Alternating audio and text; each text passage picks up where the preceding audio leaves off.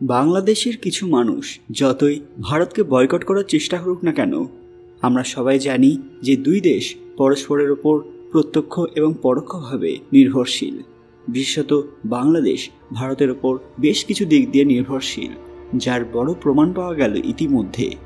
বাংলাদেশ সম্প্রতি ভারতের কাছ থেকে প্রায় 50,000 টন চাল আমদানির অনুমোদন দিয়েছে, যা উভয় দেশের অর্থনৈতিক এবং কূটনৈতিক সম্পর্ককে আরও মজবুত করার একটি বড় উদাহরণ। এই চাল আমদানির প্রধান কারণ হিসেবে বলা হচ্ছে বাংলাদেশে খাদ্য মজুত বাড়ানো এবং বাজারে স্থিতিশীলতা বজায় রাখা। কিন্তু আসলেই কি তাই যে বাংলাদেশ কিছুদিন আগে অবধি ভারতকে কোনো পাত্তাই দিচ্ছিল না, তারা আজ হঠাৎ আবার কেন চাল নেওয়ার চেষ্টা করছে? সত্যটা জানলে আপনারাও অবাক হবেন।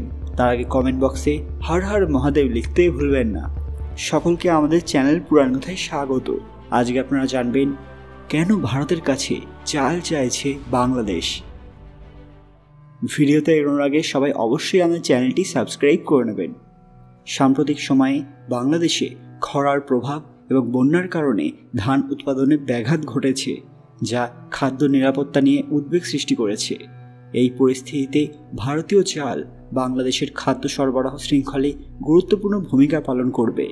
ভারতের দিক থেকে এটি শুধু ব্যবসায়িক চুক্তি নয়, বরং আঞ্চলিক সহযোগিতা প্রদর্শনের একটি বড় পদক্ষেপ।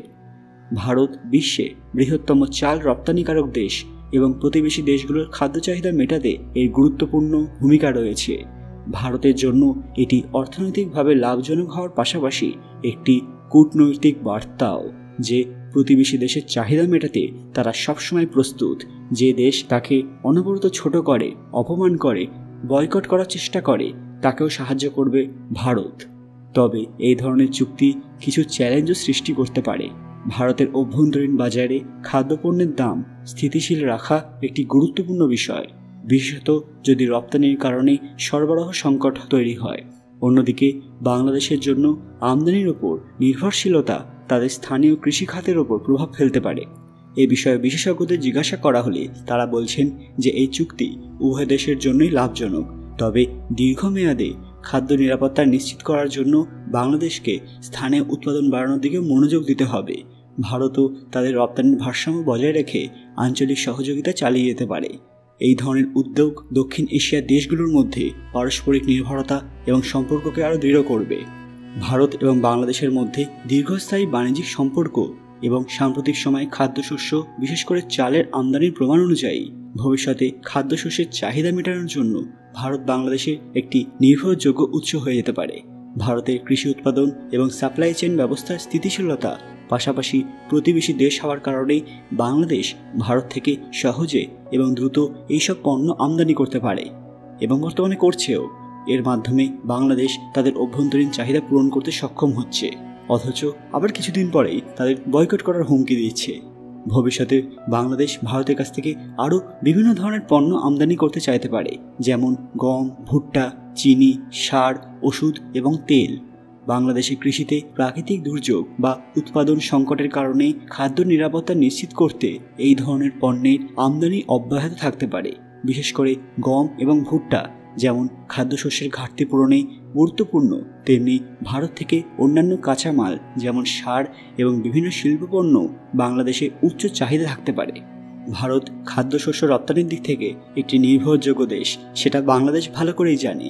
সে তাদের মধ্যে যতই সংঘর্ষ হোক বা কথা কাটাকাটি হোক না কেন, তারা এটা জানে যে ভারত ছাড়া তারা এক পাও চলতে পারবে না, কারণ অন্য দেশ তাকে সব কিছু দিয়ে সাহায্য করতে পারে না যেটা ভারত পারে।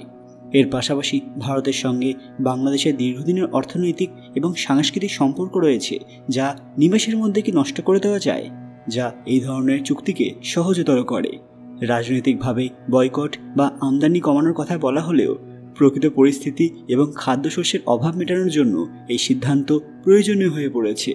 ভারতও এই প্রয়োজন মেটাতে দ্রুততার সঙ্গে প্রস্তুতি নিয়েছে, যা তাদের আন্তর্দেশীয় সহযোগিতার মানসিকতাকে প্রকাশ করে। এই সিদ্ধান্ত উভয় দেশের জন্য লাভজনক, কারণ এটি বাংলাদেশের খাদ্য সংকট সামাল দিতে সাহায্য করবে এবং ভারতীয় কৃষকদের জন্য নতুন বাজার সৃষ্টি করবে। যদিও সাম্প্রতিক সময়ে ভারত থেকে পণ্য আমদানি নিয়ে কিছু রাজনৈতিক এবং অর্থনৈতিক অসন্তোষ দেখা গিয়েছিল, বাংলাদেশের সরকার এখন তাদের খাদ্য নিরাপত্তার প্রয়োজনকেই অগ্রাধিকার দিচ্ছে এবং সেটাই স্বাভাবিক, না হলে দেশের অবস্থা খুবই খারাপ হয়ে যেতে পারে। বন্ধুরা, এই ঘটনায় আপনাদের প্রতিক্রিয়া কী সেটা কমেন্ট বক্সে অবশ্যই জানাবেন। আজকের ভিডিওটি লাইক করবেন এবং শেয়ার করে সবাইকে দেখার সুযোগ করে দেবেন। প্রকৃত ভক্তরা কমেন্ট বক্সে হর হর মহাদেব অবশ্যই লিখবেন। বন্ধুরা, এখন আমরা শুধু মাইথোলজি নয়, ওয়ার্ল্ড নিউজেও ফোকাস করি। আরও এরকম দরকারি আপডেট পেতে পুরাণ কথা অফিসিয়াল চ্যানেলটি মনে করে সাবস্ক্রাইব করে নেবেন। খুব তাড়াতাড়ি ফিরে আসবো একটি দরকারি ভিডিও নিয়ে। ততক্ষণ আপনারা এই ভিডিওগুলো দেখতে পারেন। ধন্যবাদ।